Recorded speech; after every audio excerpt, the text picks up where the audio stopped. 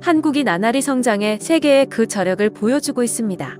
K-팝부터 K-영화, K-드라마로 이어진 엔터테인먼트는 이미 전 세계에 인정받고 있으며 최근 경제적인 부분까지도 일본을 넘어섰습니다. 일본은 세계에서 점점 뒤처져 가난해지고 있는 반면 한국은 1인당 GDP와 평균 임금에서 이미 일본을 앞질렀습니다. 일본의 새 정권이 들어서면서 아베노믹스에 대한 평가가 논의되고 있습니다. 아베노믹스 기간에 일어난 중요한 사건 중 하나는 한국이 일본을 앞질렀다는 것입니다. 지금 한국은 여러 지표에서 일본을 이미 앞질렀습니다. 먼저 일본의 평균 임금이 2000년경부터 거의 제자리 걸음인데 반해 한국의 평균 임금이 2020년까지 1.4배로 늘어났습니다.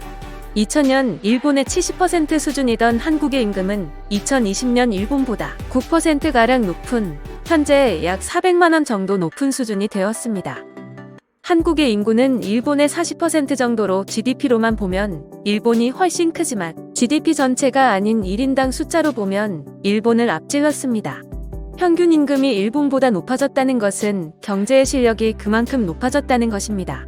일본의 평균 임금이 정체돼 있는 데 비해 한국의 평균 임금 성장률은 높기 때문에 시간이 갈수록 일본과 한국의 궤도는 커질 것입니다. 한국이 일본보다 잘 살게 된 이유는 한국이 기술 개발을 통해 생산성을 높이고 있는 반면 일본은 기술이 정체되어 있기 때문입니다. 이는 특히 디지털 관련해서 뚜렷하게 드러나는데 일본에는 스마트폰을 생산할 수 있는 제조사가 없지만 한국은 삼성과 LG라는 양대 산맥이 있습니다. 이 중 삼성은 세계 최대의 스마트폰 기업입니다. 또 한국은 5G를 세계 최초로 상용화했고 이런 첨단 반도체를 만들 수 있는 곳은 세계에서 TSMC와 삼성전자밖에 없습니다. 유엔이 발표한 전자정부 랭킹에 의하면 2020년 현재 일본은 14위, 한국은 세계 2위입니다. 한국에서 이렇게 기술 혁신이 지속적으로 이루어진 반면 일본은 엔화의 약세에 안주했기 때문입니다. 국제적으로 활약하는 인재를 봐도 한국인의 활약이 두드러짐을 알 수 있습니다. 반기문 제8대 유엔 사무총장은 2007년 1월부터 2016년 12월까지 재직했고 김용은 어린 시절 미국으로 이민 온 한국계 미국인 의학자로 다트머스 대학 학장과 WHO 국장과 제12대 세계은행 그룹 총재를 지냈습니다. 한국의 인재는 중요한 국제기구 수장의 중책을 맡을 만한 지도력, 지식, 인맥 네트워크력 등을 가지고 있습니다. 물론 이런 정상급뿐만이 아닌 한국의 젊은 세대는 글로벌적인 마인드로 해외의 일자리를 찾고 있지만 일본인의 경우 옛날보다 더욱 일본 내에 안주하려고 하고 있습니다. 아베노믹스 평가에 대해 목표 소비자 물가를 2% 올리지 못했지만 주가가 오른 것이 플러스로 꼽히고 있습니다. 하지만 이는 주식 보유자 입장에서의 평가이지 국민의 대부분인 근로자 입장에서의 평가도 아닙니다. 주가 상승은 일본인의 임금을 억제함으로써 이뤄진 것이고 기술 개발이나 새로운 비즈니스 모델 창출로 이뤄진 일이 아니기 때문입니다. 그럼 이에 대한 일본 반응 보겠습니다. 나도 반도체나 디스플레이 관련 일을 하고 있었다. 이러한 경쟁력이 없어진 것은 2008년 전후로 잇따른 사업 철수로 크게 점유율을 잃어 실업자가 많이 생겼다. 이런 큰 산업의 경쟁력 저하가 국민 소득에 영향을 주고 있다. 이웃나라는 질색이지만 이 기사에 대해서는 동감이다. 기업은 거품 붕괴 후 내부 유보를 강화했고 근로자의 임금은 30년 가까이 변하지 않았다. 낙하손의 정권 이후 노동조합의 힘도 약해져 국민은 마치 일개미처럼 일하고 이익은 이사 임원에게 빨려 들어가는 나라가 되고 말았다. 격차도 벌어져 젊은이들은 미래의 희망도 갖지 못하는 나라가 되어버렸다. 미국 대학에 다니는 한국인 유학생은 약 6만 명으로 일본인의 약 4배 정도이고 싱가포르에도 고급 인재인 한국인들이 많고 글로벌 기업의 아시아 헤드쿼터에서 일하는 경우가 많습니다.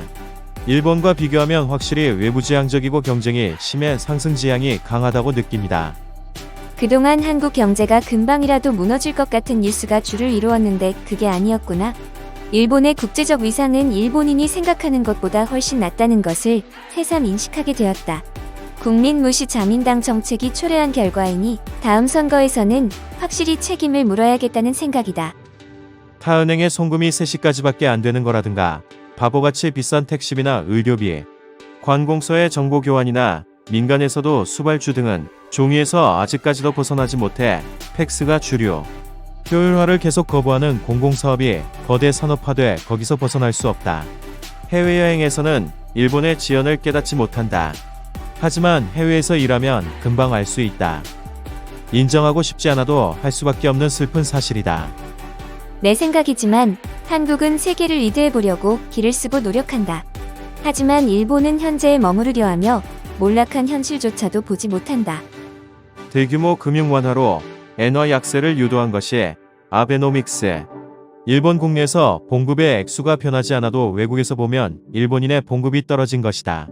이제는 한국보다 뒤처진 게 사실이고, 일본인의 노동 생산성이 낮은 것은 당연하고 외국에서 같은 일을 하면 더 높은 월급을 받는다. 모든 일본인은 아니지만 중국이나 한국 사람들을 폄하함으로써 자신들의 지위를 지키려는 사람이 있다. 이런 일을 계속하고 있는 한 추월당하는 것은 당연하고, 다른 나라 사람들은 일본을 경쟁 상대로 쫓아보지 않게 될 것이다. 일본이 기술력을 연마하는 것에 힘쓰지 않고 쉽게 돈을 벌 수 있을 것만 생각하는 사이에 기술도 다 빠져나가 버린 것이다. 일본인은 인정하기 싫은 사람이 많겠지만 2010년 이후 일본은 쇠퇴하고 한국, 중국에서 밀리는 분야, 경제가 많아지고 있다. 언론은 이런 사실을 보도하지 않고 중국이나 한국이 파산할 것이라는 기사만 실었다.